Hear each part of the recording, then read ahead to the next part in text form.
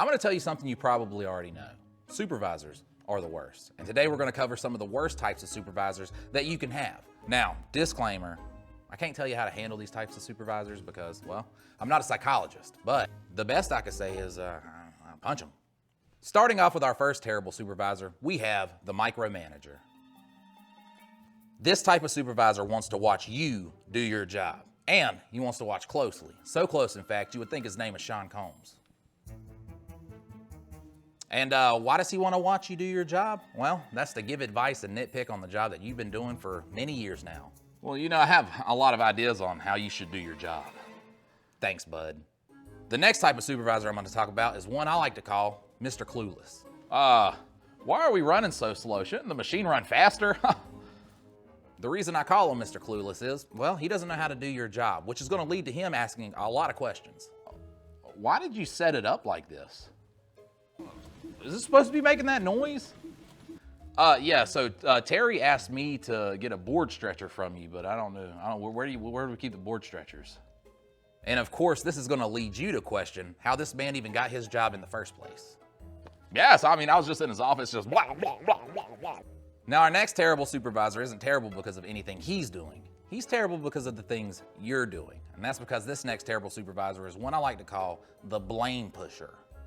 Hey, bud, why are you over here helping her out? You told me to do this. Has your supervisor ever told you to do something only to reprimand you moments later for doing said thing?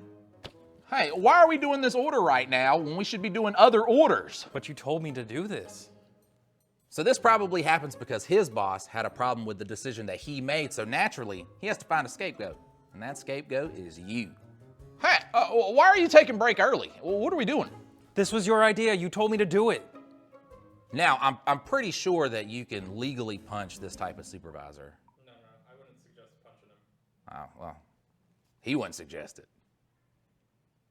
And finally, for our last terrible supervisor, we have the one that demands you respect him. Now listen, you don't have to like me, but you do have to respect me. You know, Joey Chestnut once ate 83 hot dogs in 10 minutes.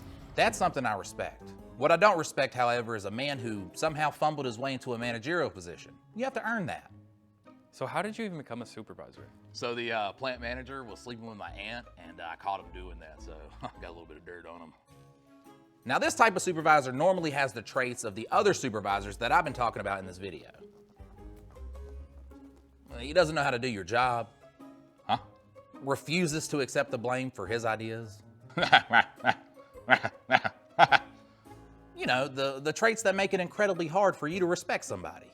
I am the boss. You have to respect me. Please?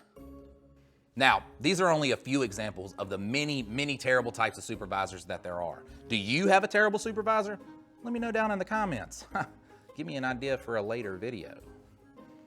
Please? USA, USA, USA.